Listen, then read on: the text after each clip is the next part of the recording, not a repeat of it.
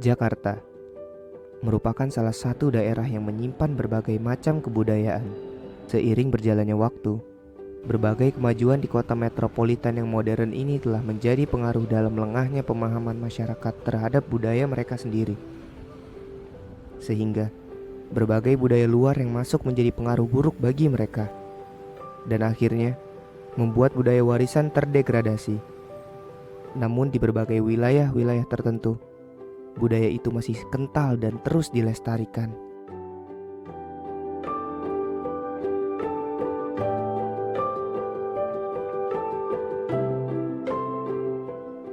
Budaya Betawi merupakan perpaduan unik dari berbagai pengaruh budaya, mulai dari Melayu, Arab, Cina, hingga Belanda.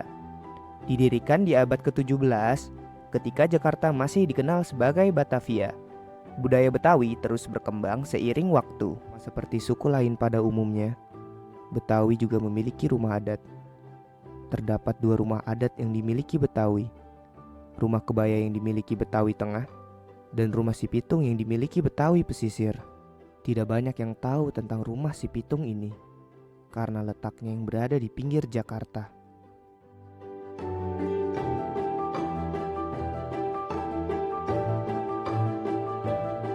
Bismillahirrahmanirrahim. Assalamualaikum warahmatullahi wabarakatuh. Perkenalkan, nama saya Tama. Saya di sini sebagai pemandu di rumah Si Pitung ini.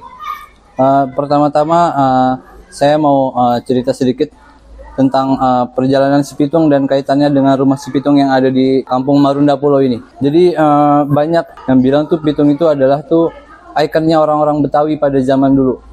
Kenapa bisa dibilang kayak gitu? Karena sebenarnya kurang lebih tuh cerita Pitung tuh tadinya tuh adalah mereka tuh santri-santrinya Kiai Haji Naipin yang ada di Tanah Abang.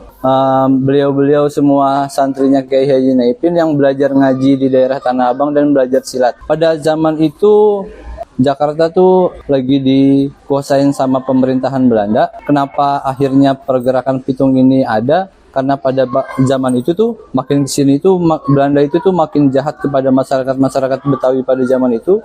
Akhirnya Kiai Haji Naipin itu memerintahkan untuk santri-santrinya itu membuat satu gerakan tuh kayak semacam gerakan pemberontakan kepada Belanda untuk menunjukkan bahwa orang Betawi itu sebenarnya ada dan orang Betawi itu sebenarnya berani untuk melawan Belanda.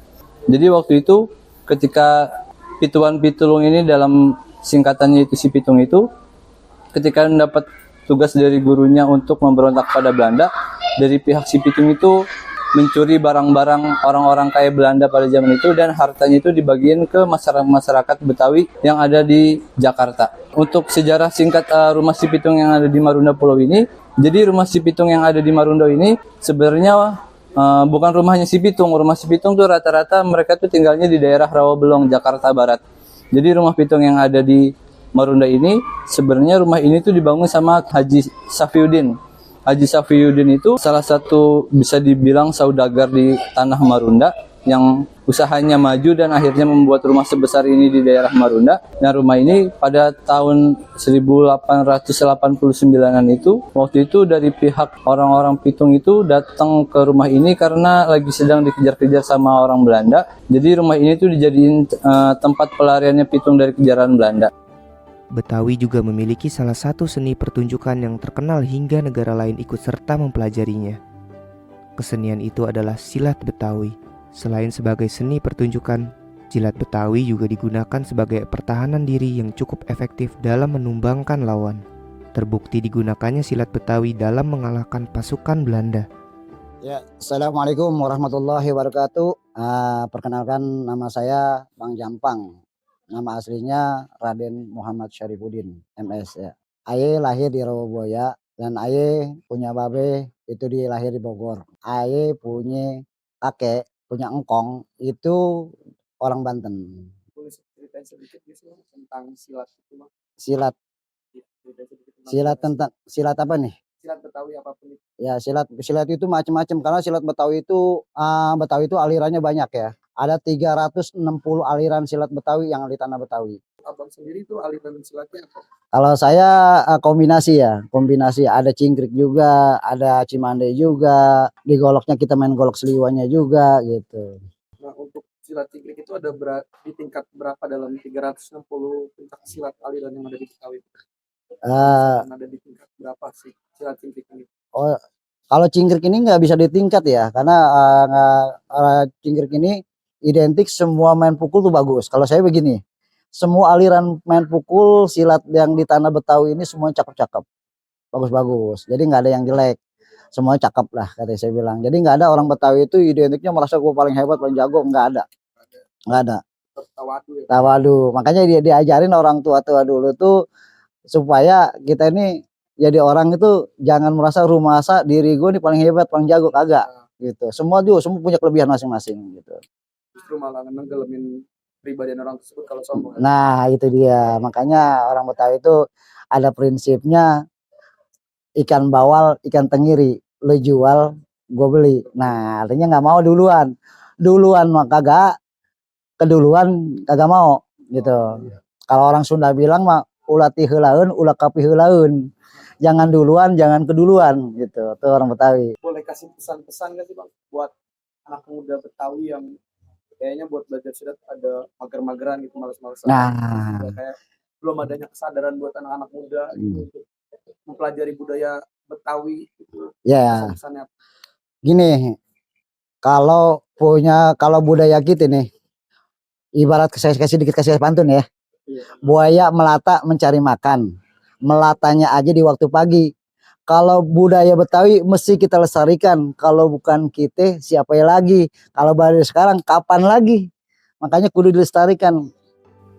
Tidak lengkap rasanya jika membahas Betawi tanpa membahas kulinernya. Yap, kerak telur adalah salah satu dari sekian banyaknya kuliner Betawi yang proses pembuatannya masih menggunakan cara yang tradisional. Membuat kerak telur bukanlah hal yang mudah, dikarenakan membutuhkan keahlian khusus agar tercipta kerak telur yang memiliki cita rasa semestinya. Untuk membuat kerak telur yang lezat, kita membutuhkan beras ketan, telur ayam, ebi, bawang merah, dan bawang putih yang telah dihaluskan. Apakah ada acara atau peristiwa khusus di mana kerak telur itu menjadi hidangan yang sangat penting dalam masyarakat?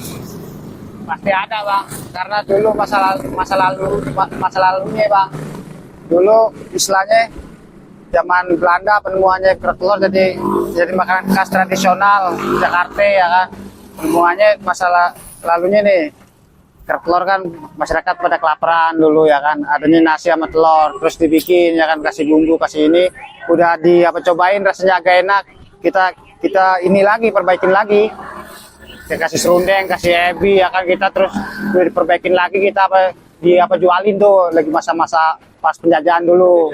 Iya. Ada nggak perubahan dari zaman dulu hingga di era modern sekarang tentang si kerak telur ini bang, dari cara penyajiannya, dari cara pembuatannya, atau dari modern-modern ini tentang kerak telur itu apakah ada perubahan dari zaman dulu hingga zaman sekarang? Kalau ada perubahan sih kagak. Kalau yang punya apa saya mah cuman ada dikasih cabe ya kan, kasih kayak bubuk-bubuk apa sih buat pedes-pedes gitu kan. Dulu mah kagak ada yang pedes-pedesnya dulu mah.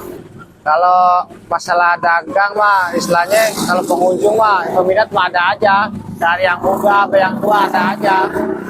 Kalau ininya mah kalau kesannya kalau hari-hari biasa kayak begini kadang-kadang suka sepi ya kan, dapat 10 porsi aja udah lumayan istilahnya. Kalau weekend doang ramenya. Terus kalau komposisi mah istilahnya dari apa zaman dulu kagak ada yang berubah. Kayak serundeng, bawang, itu ada udang sama ketan, terus sama itu tuh buat bakaran tuh, arang batok tuh. Kekayaan akan budaya yang dimiliki oleh Jakarta bahkan Indonesia, semuanya adalah hasil dari perjuangan hidup orang-orang terdahulu yang memperjuangkan martabat bangsanya. Jadi, tuntutlah diri kita untuk meningkatkan pengetahuan tentang kebudayaan Nusantara demi menghargai dan menghormati perjuangan mereka.